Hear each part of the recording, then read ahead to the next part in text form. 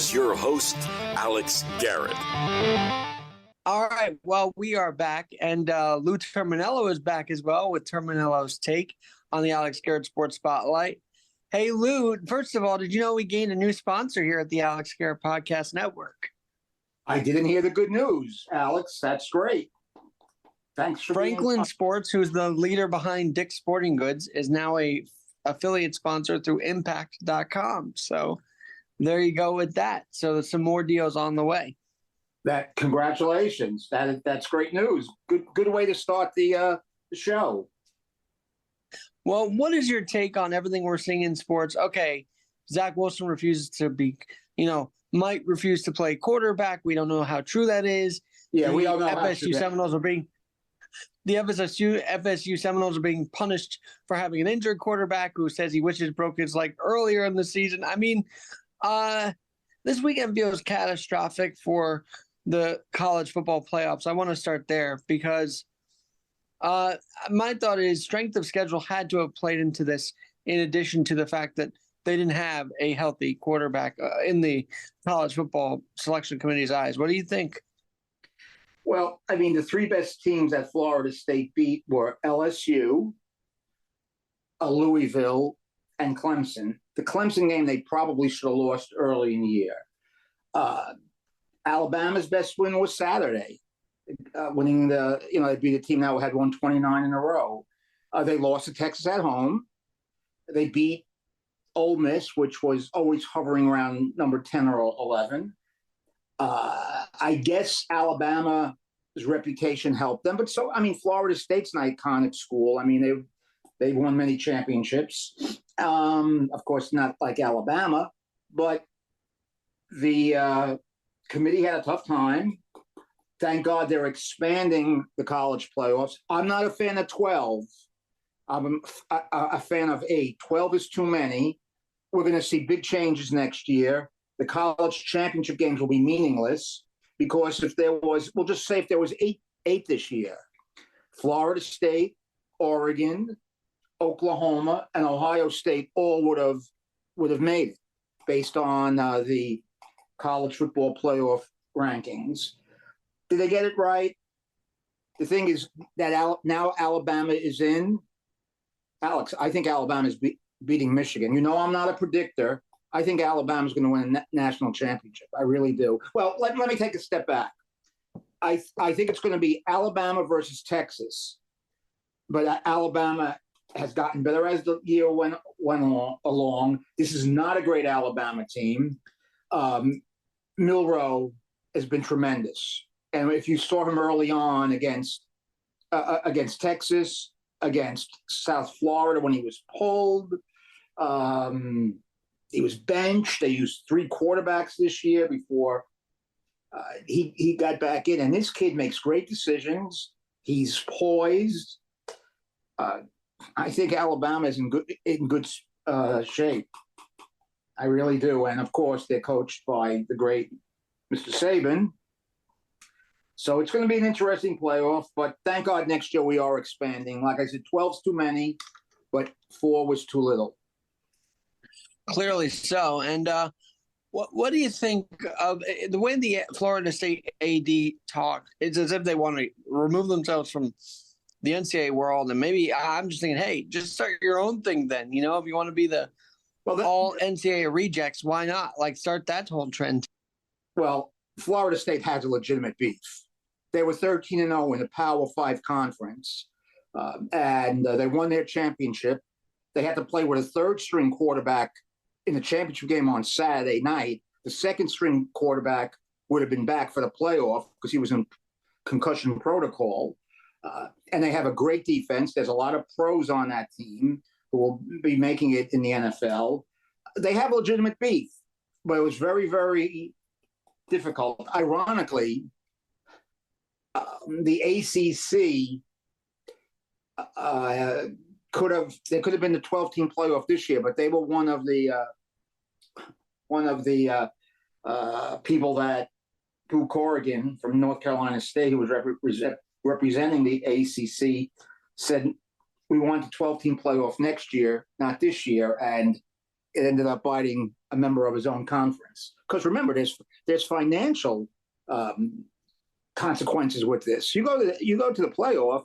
Just getting to the playoffs, you earn a lot of money. You win that game and get to the final, the check is even bigger. And if you win it, the check is even bigger. So it's for the whole, for the conference and for the individual school.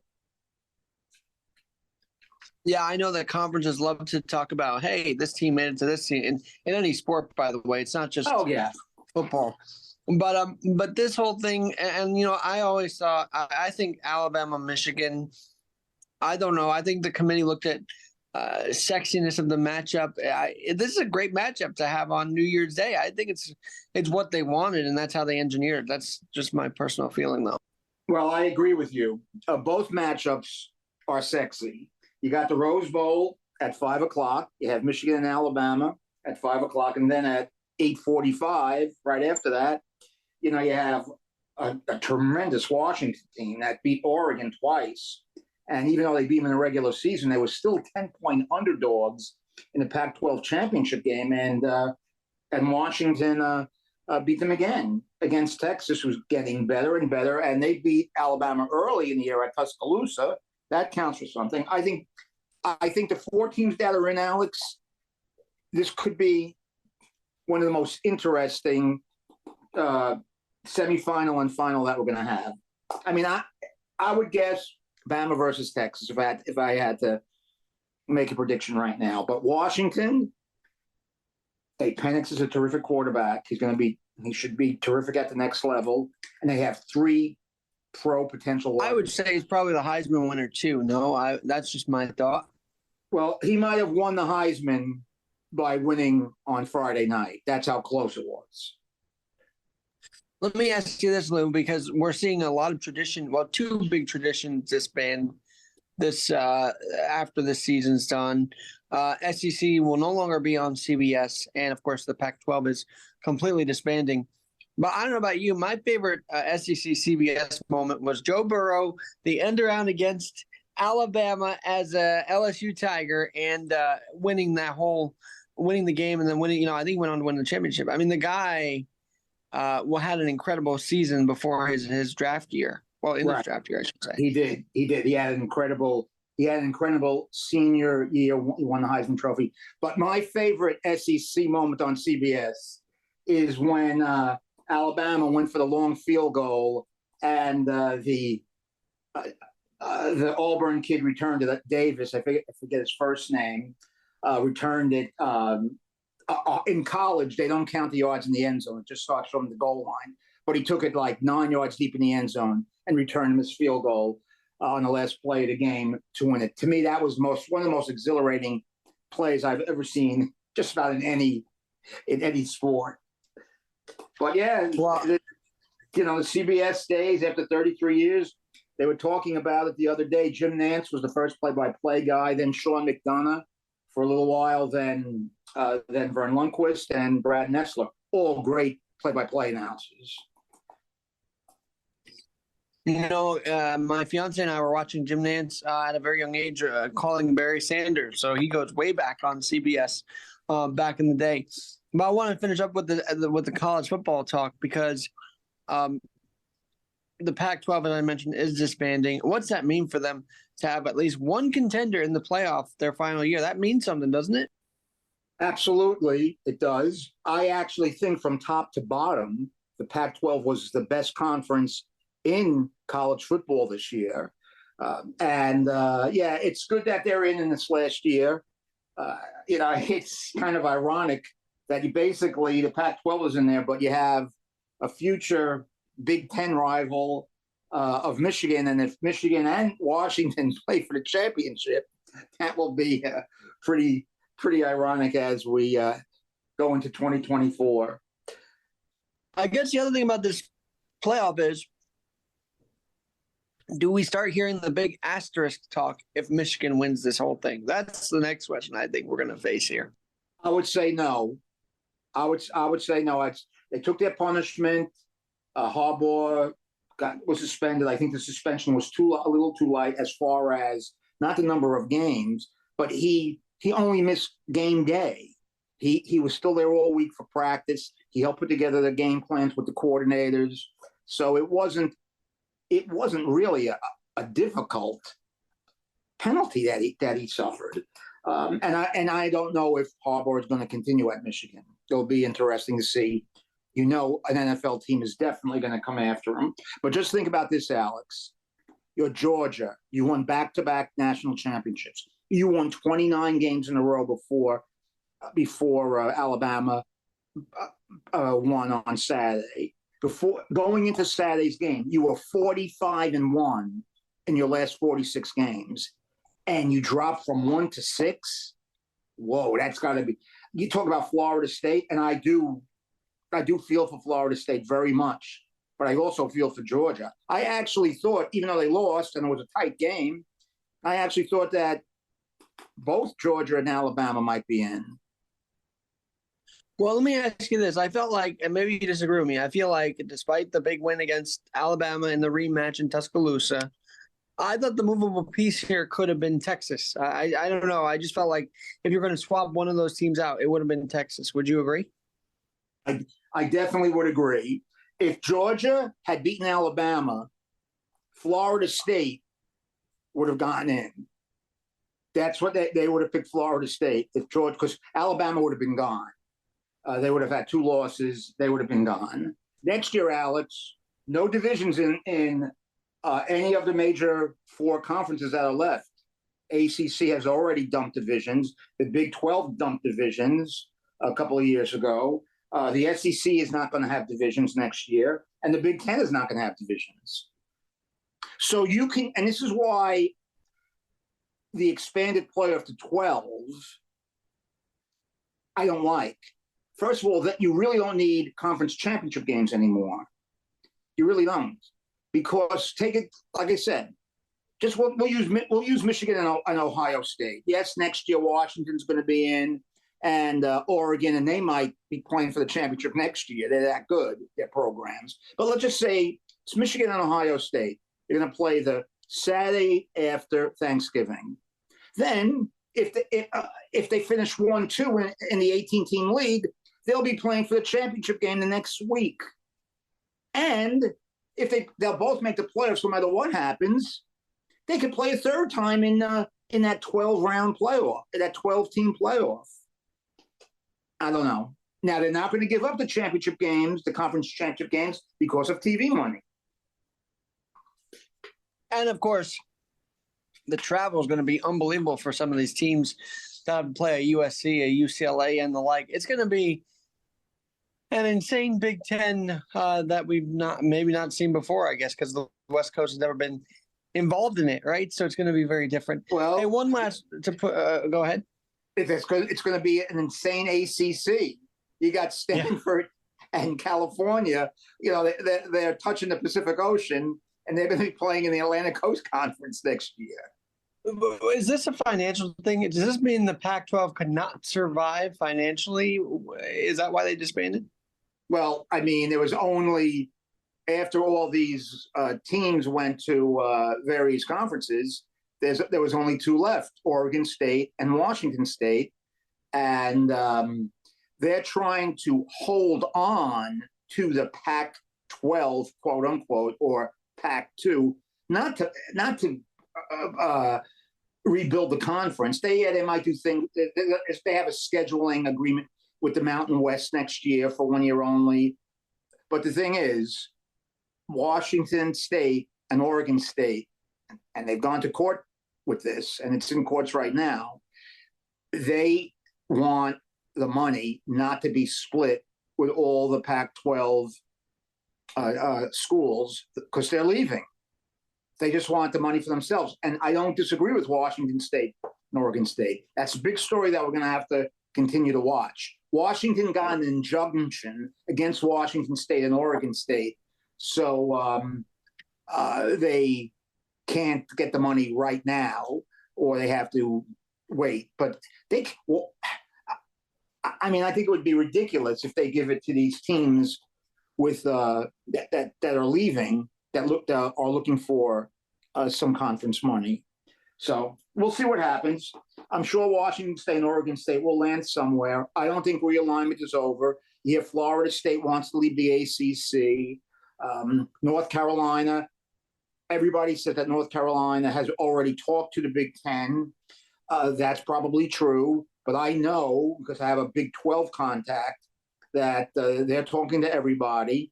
North Carolina, Florida State, Clemson. I don't think Florida State would go to the Big 12. I think they probably would go to SEC. But to break the grant of rights deal with the Atlantic Coast Conference is astronomically high. And I know Florida State has lawyers looking for a loophole to see if they can get out without losing their shirt. So this is not over, Alex. And it's all about money. It's all sounds like the messiest divorce in America. But I've got to ask you this. I've got to say one thing about all of this.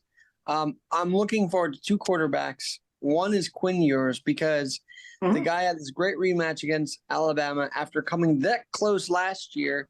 I think he wants to get even more revenge in the championship game. And McCarthy in Michigan. You know, I know those teams I follow more closely than the others, but those two have really, I guess you say, faced adversity. I feel like Michigan's under adversity this year. So those two are who I'm looking for this playoff. One last thing about college football. College football and college sports in general is a mess. Alex, today over 500 players entered the transfer portal. Some of them that have bowl games. There's over 1,600 that have already announced that they're in the transfer portal. Doesn't mean they're going to leave their current schools, but they're out there. Last year in December, there were over 2,200. I bet you this year is going to be over 4,000, 3,500.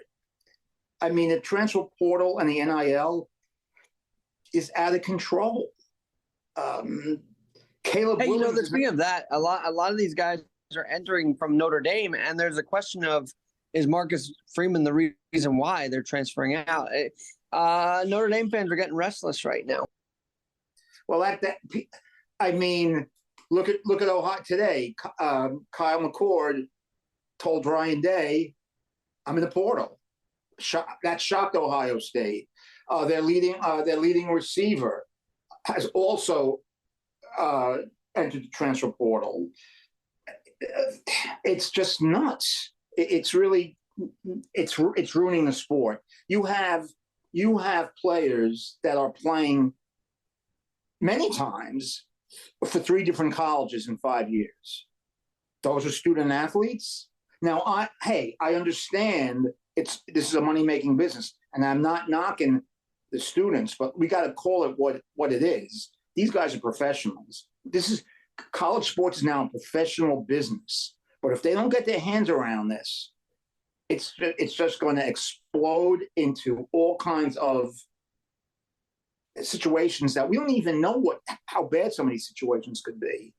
I see the kid from Utah, Cam Rising, their starting quarterback, who led them to the Rose Bowl last year. He was hurt, missed the whole season this year. He got an exemption. He's coming back for a 7th season. 7. Oh, the COVID kids, man, the COVID players. You gotta love that. 7 years. I saw a guy have 8 years or something like that. It's it's nuts. It's out of control. Well, and of course the Heisman, I think, is this weekend. And as we talk about on the other Terminello's take, it's Army Navy 60 years later. I know it's not as drastic as it was 60 years ago, but always a fun watch no matter what. It always is. Yes. I mean, obviously it can't match the emotions of the game 60 years ago, right after the Kennedy assassination, and plus the fact that game carried national championship ramifications. And Roger Staubach was the last person from a military academy to win a Heisman Trophy back in 1963. So yes, but it's a fun game. I'm looking forward to it. All right, on the NFL side, I kind of kicked off things saying, did Zach Wilson refuse to play? Is Saleh saying no? I don't know. It's just the Jets are flubbing on and off the field now at this point. Well, I mean, I don't know if that's true. I would say, if I had to guess, I have no proof one way or the other. I would say it might be a floated news story. I just can't believe it's true. But again, if it's true, he's not going to be on the Jets next year anyway. So he clinched it if that's true. So it's no big deal. The Jets season is over. Their offense is pathetic. We don't have to talk about it long and hard. And just got to get ready for next year. I just feel that they wasted a great defensive year. Atlanta did nothing yesterday. Just like the Raiders did nothing. Just like Justin Herbert did nothing. And he's a great quarterback, 136 yards. Yesterday, 121 yards. Aiden O'Connell, 150 yards. They've held all these quarterbacks down, but their offense is so bad, so pathetic. Even Boyle's getting benched. I mean, this is how bad it got. And Trevor Siemian had to come in. All right, I want to talk to you about this because the winter meetings are heating up. And I tell you what, Lou, I think no matter where Ohtani goes, that will make more news than any NFL thing could do right now, because Ohtani is still a big name, even in the offseason. And all eyes definitely are in Nashville, aren't they? Well, Shohei Ohtani, I read today, everybody was saying he's going to get $500 million. I read today somewhere the bidding might become so intense, he might get $600 million. I mean, that is crazy. It will be a big international story for sure. And it's going to be interesting to see where he goes. I know the Dodgers and Angels are both still in the running and probably the favorites. Toronto, they say, is in. The Cubs are in. They say San Francisco is still in, but they've taken a step back. But there'll always be that one team, Alex, that'll come out of left field and make a play. I don't know who that is. It doesn't seem like it's going to be the Yankees or the Mets. The Red Sox, they said were in. Now they're out, but who knows? Even a crazy story I saw today that the Atlanta Braves might be in. Well, I think unfortunately Yankee fans are going to be, and I'm a little worried about this too, as we hit the meetings. Are they becoming too preoccupied with trying to get Juan Soto? I mean, I'm listening to all these scenarios, who they want, who they don't want, who they're refusing to give up. And maybe there's something else out there that they can focus on, but this whole thing is taking their time and energy. Well, I'm sure Brian Cashman is focusing on other areas and other potential deals. But Juan Soto, he's I know this is crazy to say, he might be underrated. The guy is not a free swinger. He always has a high on-base percentage. He'll be going to one of the top 2 homer-friendly ballparks after Great American Ballpark in Cincinnati for left-hand hitting. Alex, he's a probable 50 home run man in Yankee Stadium with the short porch. He's a terrific outfielder. And just imagine having him and Judge back-to-back. That's pretty good. I'm not saying they're going to win the championship because he was in the lineup at San Diego. That was better than the Yankees lineup, and they went nowhere. So the thing is, if the Yankees sign him during his trade situation, if they're able to come to an agreement, which I doubt, he probably wants to go to free agency, then the Yankees are going to probably have to give up a little bit more.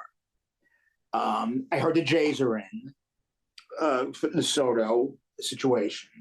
The Padres' financial woes are definitely a big part of all this. And how do you let a Major League Baseball team have to have loans to pay your players? I mean, Lou, this is abysmal and actually really bad for baseball, isn't it? Well, it goes back to their regional sports network not paying them the $50 million that they're supposed to pay him. So that will get straightened out. But in the present, it's not good. That's for sure. And I know that Commissioner Manfred is all over that. What else can we look forward to? The Hall of Fame just got announced. Jimmy Leland, you're a guy that likes to look at the snubs. Any big snubs? Lou Piniella not in. Is that his last chance to be voted in, or what? It's not, and it's in that contemporary era committee, the 16-man committee. You got to get 12 out of 16 votes. That's how the controversial decision to let Harold Baines in a couple of years ago. Harold Baines is not a Hall of Famer. That's my opinion. I think that's the opinion of most people. So he never, I think the most he ever got in the general election, during his, which was then a 15-year period, was about 20-25%. He's not a Hall of Famer. Keith Hernandez is 5 times the player Harold Baines is, and he's not in the Hall of Fame. Dale Murphy is better than Harold Baines. Mattingly is better than Harold Baines. Again, is Luke Pinello going in as a manager, which is shaky, or is he going in as a player? If they're putting him in as a player, that's worse than Harold Baines. He was a very good player, but he's nowhere near a Hall of Fame player. I don't even know if he's anywhere near a Hall of Fame manager, but he missed by 1 vote of getting in. I thought he was a very, very, very good manager. I don't know, Alex. I look at Todd Helton, who's probably going to get in when they announce the results on January 23rd. I'm not a guy who likes to give guys from the Rockies awards unless it's overwhelming, like Nolan Arenado. He didn't matter that he played at Coors Field and that rarefied air. But you look at a guy like Todd Helton, who fell 11 votes short last year, he's probably going to get in. But Alex, and it's almost an exact split. He played 35 more games at home than he did on the road. 345 batting average at Coors Field, 287 on the road. That's let's see, that's 58-point difference. So again, I wouldn't vote for Todd Helton to the Hall of Fame. Again, that's just me. He's getting in. And the other guys that are closing in, and one of them was a former Met, and he was an outstanding closer for a lot of teams, is on the verge of getting in. We'll see if he makes it, is Billy Wagner. I don't think Billy Wagner's a Hall of Famer, but if Trevor Hoffman's in, and he had better stats, advanced metrics, and all those things that they look at nowadays, than Trevor Hoffman or Lee Smith, who I wouldn't have put in. But one guy who's definitely going to get in as a lock is Adrian Beltre. He's a lock. He's going to get in. He deserves to get in. Outstanding fielder, outstanding home run hitter. He is a Hall of Famer, and any era Hall of Famer. I'm sorry, I didn't mean to cut you off. No, I'm just frustrated for Lou just because he was a great manager, and I think that alone is why he should get in there. I, of course, did not see him play, but as a manager, he was fiery, he was feisty, and he won the World Series in '90 as a Red with the Reds. That's right. Yeah, and I was always hoping, there was always these rumors that he was going to be the Mets manager after Davey Johnson, and he never was, because he was an excellent manager. But if they put him in as a manager, okay, that's one thing. If they put him in as a player, then you might as well just shut down the Hall of Fame, because he doesn't come close to it as a player. We got one more topic to cover because Gabby and I saw Bye Bye Barry, a whole documentary on Barry Sanders, and my first impression is, the Lions passed on Joe Montana. That's one of my first impressions of the documentary. How do you pass on Joe Montana, who I know was in the twilight of his career, but he was still Joe Montana? And imagine that backfield with Montana and Barry Sanders. What it could have been, right? Well, I guess that's when the Chiefs got Joe Montana in that trade with San Francisco. And Joe Montana did take the Chiefs to the AFC Championship game, and he was still very effective. If you look at his couple of years with the Chiefs, there was a Monday night game in Denver where it looked like they were done, the Chiefs, and Joe Montana put on one of his packed drives that was remarkable. Barry Sanders was a great running back, a little bit different than different than Walter Payton, his style. Walter Payton was a better blocker, probably a better pass catcher. But Barry Sanders, the thing is, you can hold him down for 3 quarters, and then he'll have that one breakaway run that would turn the game around. And he was a great player. I was surprised when he retired. He came from Oklahoma State, and during that era, Oklahoma State was producing a lot of good running backs. Thurman Thomas, who's in the Hall of Fame. He played on those Bills teams that went to the Super Bowl 4 years in a row. Terry Miller, another great back that played in the NFL, played with the Bills and I think a couple of other teams. So he was in that era of great Oklahoma State running backs. And everybody forgets Jimmy Johnson, before he went to University of Miami, was the head coach at Oklahoma State. The great Jimmy Johnson. And right, who was part of the teams with the Cowboys, I believe, when Sanders was on the Lions. Mm-hmm. They made a big deal about the rivalry between Emmitt Smith and Barry Sanders. That wasn't. What are your thoughts on that? Well, it was a rivalry that wasn't, because during that time, I think they only won one playoff. They've only won one playoff game since 1957. And I think Barry Sanders, yes, he was on that team. And they played, I believe, the Redskins. And they got eliminated by the Redskins. So he didn't have the postseason moments that Emmitt Smith had. Emmitt Smith played on one of the greatest football teams of all time. They won 3 championships in 4 years. Emmitt Smith was an incredible competitor. Did he have the natural skills that Barry Sanders had? No. But, if somebody said, I'm taking Emmitt Smith over Barry Sanders, you're not going to hear me say, you're crazy. I'm not. He's Emmitt Smith, tremendous player. But I don't know if there was any kind of rivalry. Maybe individually, every week they would look at their stats to see who was leading the NFL in rushing. But there wasn't a rivalry because they were in different divisions.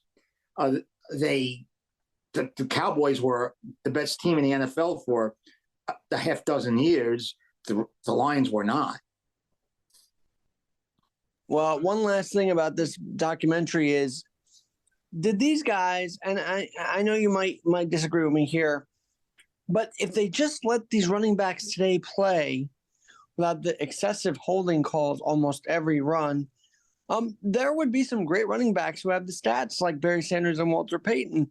Was there a lighter whistle, or was this just pure talent, or was it a combo of both that allowed Payton and Sanders to be, the rushing kings pretty much? Well, Alex, actually, when they were running roughshod over NFL gridirons, the holding penalties were much more stringent than they are today. They've lightened it up in the last 10 years. It all started in the 70s. In 78, they started lighting up on holding. And it's gone that way through a 25, 30-year period. Right now, offensive linemen have their most leeway that they've ever had. I just think there's we see every team, with the exception of the Eagles, the Niners, the Lions, this Lions team, all the offensive lines are, for the most part, are poor. I don't know, really, really poor. You look at Breece Hall with this terrible jet line, which was average coming in and then lost so many guys to injury. 9 times out of 10, when they hand the ball off to Breece Hall, he doesn't even make it to the line of scrimmage. There's no penetration by the offensive line. They can't pass the ball, so the defense is just filling up the box. So there's a lot of things that go into it. All right, well, the game that Barry Sanders got 2,000, I feel like you would know that because it was against the Jets. And was there anything that stood out to you in that game from memory? I know it's 97, but I know you have also an incredible memory. So what do you remember about that game? What do I remember about that game? I'll tell you what I remember about that game. It was Bill Parcells' first year with the Jets. The Jets had finished 1-15 the year before, and Bill Parcells, just a remarkable, great coach, had them 9-6 at the Silverdome, the last game of the season. If they won that game, they would remarkably have gone from 1-15 to 10-6 and a playoff team. And they held Barry Sanders down for 3 quarters. He busted one.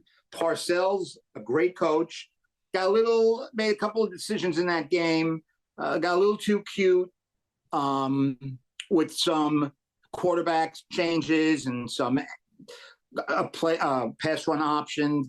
The Jets got a bad call at the end of the game. There was no replay in 1997, which would have turned that game around. But that's what I remember about that game.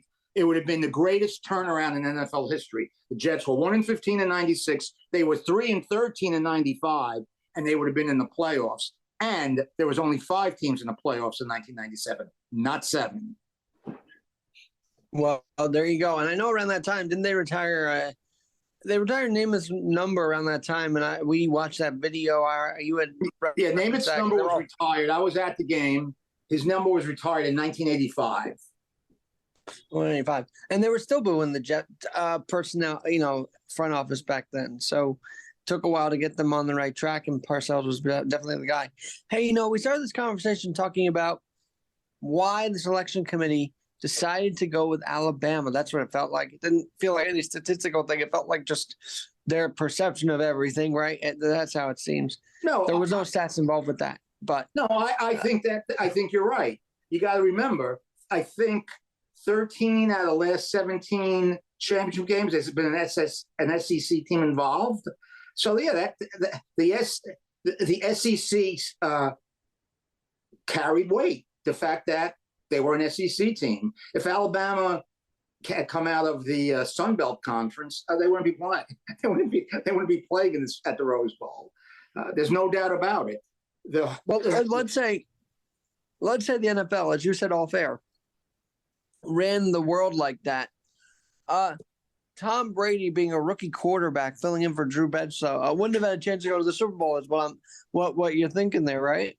Yeah, and like I said, you can look back through one of the great jobs that Parcells did in 1990, when the Giants weren't as good as Buffalo, weren't as good as San Francisco, and on top of that, they lost Phil Simms in a regular season game with about 3 or 4 weeks to go at the Meadowlands to Buffalo. They lost the game to Buffalo, and Phil Simms broke his foot.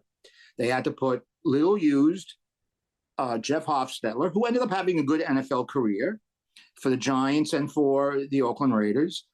Okay, if there was a selection committee to put teams in the playoffs, we can't put the Giants in. Hofstetler's the quarterback, but Hofstetler came in, and they won. They won on the last play of the game at San Francisco without scoring a touchdown. They beat the Niners 15-13. The Niners were trying to run out the clock, and Roger Craig fumbled, the great Roger Craig, who should be in the Hall of Fame and is not in the NFL Hall of Fame. And the Giants, Hostetler got them close enough, and Matt Barr kicked his 5th field goal of the game. The Giants got to the Super Bowl without scoring a touchdown. Then in the Super Bowl, the Giants held the ball for almost 41 minutes against one of the great offensive teams of all time, who in 19 minutes had over 400 yards against the Giant defense.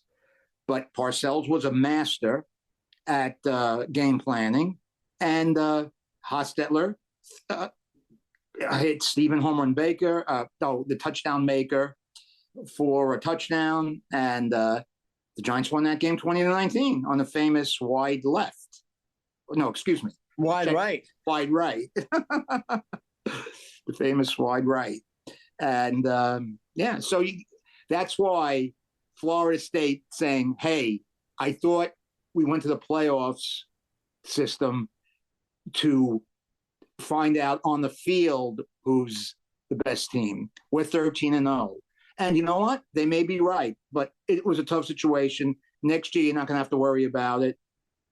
My God, by that logic, Alabama should not have played the rest of the half when Tua came in the second half of that game because, oh, my God, they're a rookie quarterback. He can't do this the second half, Yeah, that's right. That's true. So, again, it's going to be fun. It'll be fun. And I think I wouldn't want to be playing Bama. That's all I could be saying. They have the pedigree. They have the history. Yeah, I wouldn't want to be playing Bama. I think it's going to be a great matchup. I can't wait. And Lou, I can't wait to have you back on next week. We've kind of dodged the whole NBA playing tournament because we both agree it's kind of just wildly insane to do this in the middle of the season. And the championship game in this play-in tournament has an extra game, basically, because they're not even counting that as a regular season game. It's so complicated, but we have to break it down next week because the quarterfinals are here. So we'll see what happens. Yeah, no, we'll see what happens. I'm sure they'll tweak it.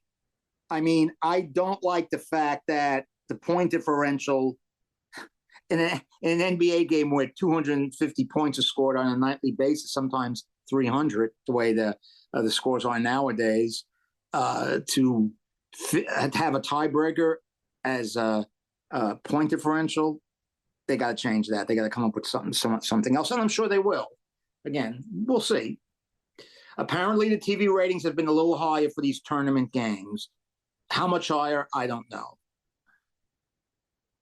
Well, on that note, Lou Terminello, thanks for doing another great segment with us here on the Alex Garrett Podcast Network. And instead of bye-bye, Barry, bye-bye, Louie. We'll talk to you next week. Alex, thank you again. I look forward to it.